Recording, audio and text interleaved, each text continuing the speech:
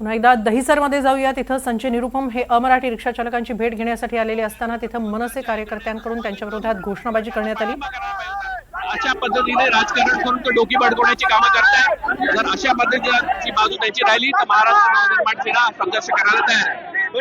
आपण तुमची येत्या काळात 1 मे नंतरची भूमिका काय असेल? असंच जर अमराठीला जर ते प्रोत्साहन देत राहिले तर काय भूमिका असेल? 1 मेच्या आधीच आम्हाला बघितलं, आज आम्ही रस्त्यावर आलेलो मराठीच्या बाजूने आम्ही गेले 18 वर्ष लढतोय।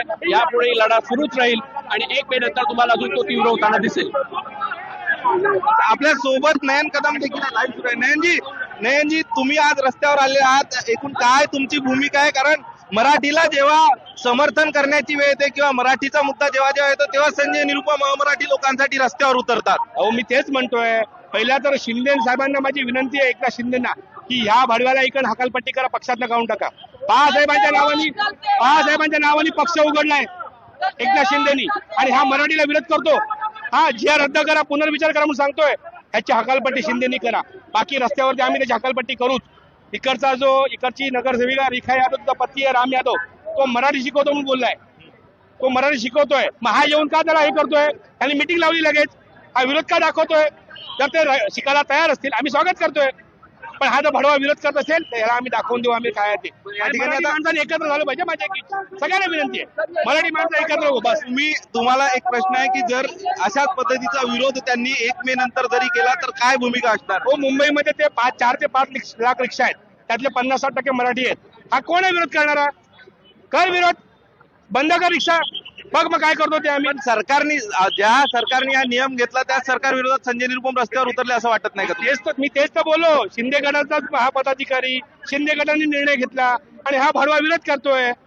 मग आमच्या तोंडात शिवे येणार का? मराठीचा विरोध केला तर त्याला आडवा करणार आम्ही, मग बघणार नाही कोण आहे तो समोर। त्यात काय विषयच नाहीये, मराठीच्या भाषेला विरोध करणारा माणूस मुंबईतनं बाहेर गेला पाहिजे। मराठी भाषेला विरोध करणारा मुंबईतला बाहेर गेला। मनसे नेते नयन कदम होत आहे आणि घोषणाबाजी या बद्दल केली जाते आहे। संजय निरुपम रिक्षा चालकांना अमराठी रिक्षा चालकांशी संवाद साधताना मराठी बोलावं याचा आग्रह दाखल झाले होते, मात्र संजय निरुपम एकूण या ठिकाणच्या काही लोकांच्या माध्यमातून विरोध केला जातोय। ही सगळी परिस्थिती आपण बघतोय मुंबईच्या दहिसरमध्ये गणपत पाटील नगर आहे। एकीकडे आता संजय निरुपम यांचे समर्थक आहे आणि दुसरीकडे आपण जर बघतो तर दुसरीकडे महाराष्ट्र नवनिर्माण सेनेचे समर्थक यांच्यामध्ये या संपूर्ण परिसरामध्ये कायदा आणि सुव्यवस्थेचा प्रश्न निर्माण झालेला आहे। मराठी भाषेला घेऊन हे सगळं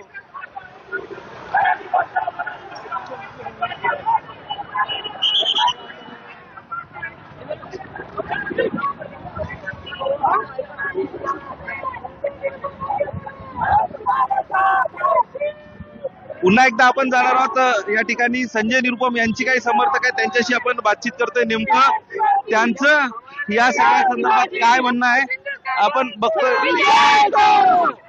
या ठिकाणी शिवा शेट्टी भूमिका काय आहे? शिवा शेट्टी तुमची भूमिका या सगळ्या संदर्भात काय आहे? सरकारनं तुमचा निर्णय घेतलेला आहे रिक्षा चालकांना मराठी आली पाहिजे, तुम्ही विरोध करताय का निर्णयाला? मी विरोध नाही करत, आम्ही आज आमचे